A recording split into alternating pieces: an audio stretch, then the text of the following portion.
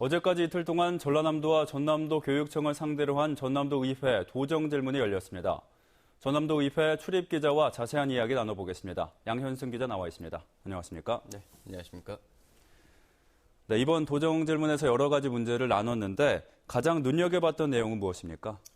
네, 농도인 전남의 정체성을 과연 어디에서 찾아야 될 것인가를 눈여겨봤는데 역시 농업 정책에 대한 문제가 가장 기억에 남습니다. 전남에서는 2년 정도 전에 전남 지역 주민 15,000여 명이 발의한 조례가 있습니다. 바로 주요 농산물 최저가격 보장 조례인데 가격 변동에 따라 울고 웃는 농민들을 위해서 13가지 농산물의 가격을 안정적으로 보장해주자는 취지입니다.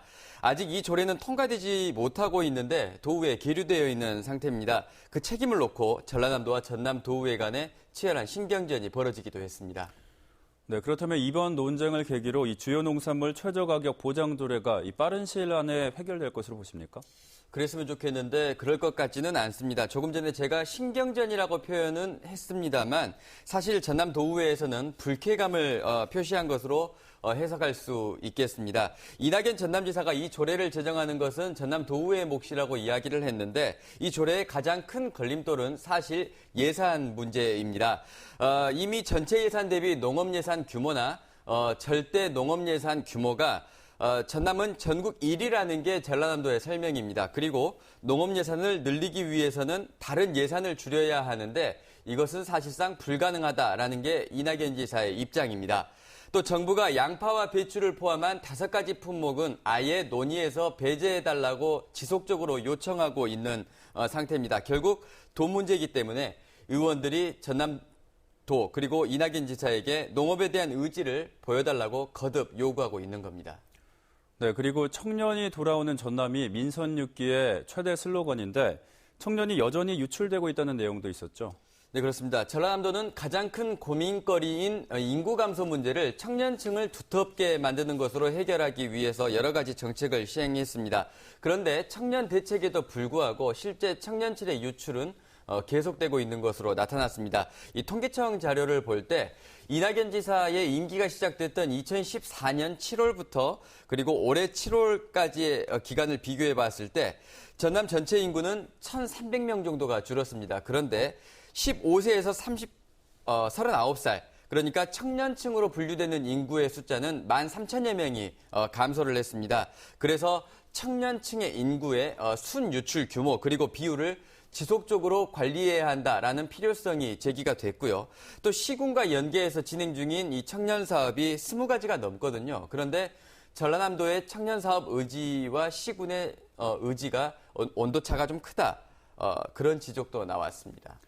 네, 그리고 지난달 초였죠. 호남선 KTX 2단계 노선을 놓고 논란이 됐었는데 여기에 제외됐던 전남도 의회가 이낙연 지사에게 소통이 부족하다고 지적도 했다는데요. 어떤 내용입니까?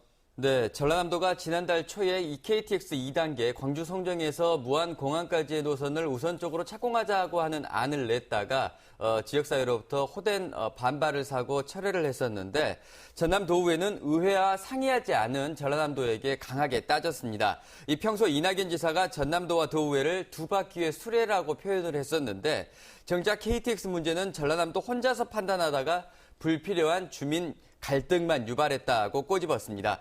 이낙연 지사는 의회와 협의할 만큼 구체화된 내용이 아니었다라고 이야기를 했고 부작용에 대해서는 사려 깊지 못했다라고 사과를 했습니다.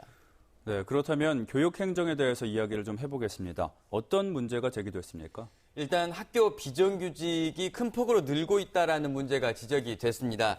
현재 학교 비정규직이 정규직보다 1.5배 이상 많은 것으로 나왔는데 이 공공성이 강한 학교에서 이 같은 현상은 바람직하지 못하다라고 하는 지적이었습니다. 또 지역교육청과 학교를 통폐합하는 문제, 공동학군제 등의 중요한 문제들이 제기가 됐는데 제대로 심도 있게 다뤄지지는 못했습니다. 이틀 동안 17명의 의원이 도정 질문에 참여를 했습니다. 그런데 17명 전원이 지방행정에 대해서는 질문을 했는데 교육행정에는 11명만 관심을 가졌습니다. 그나마도 도청에 대한 질문을 마친 뒤에 자투리 시간을 이용해서 교육행정을 언급하는 수준에 그쳤습니다. 네, 이렇게 해서 올해 마지막 도정 질문이 끝났는데 예년과 비교했을 때 많이 달라진 게 있습니까? 사실 제가 도정 질문을 직접 취재한 거는 2년 만인데요. 참 바뀌지 않는다라는 그런 생각이 들었습니다. 무한공항 활성화 문제, 쌀값 농산물 대책, 그리고 호남선 KTX 문제, 이렇게 전남의 중요한 의제는 바뀌지가 않고 또 정부에 요구하는 것도 바뀌지가 않고 정부가 들어주지 않는 것도 바뀌지가 않는다라는 게 좀 씁쓸한 그런 생각이 들었습니다. 네, 양현승 기자 수고하셨습니다. 네.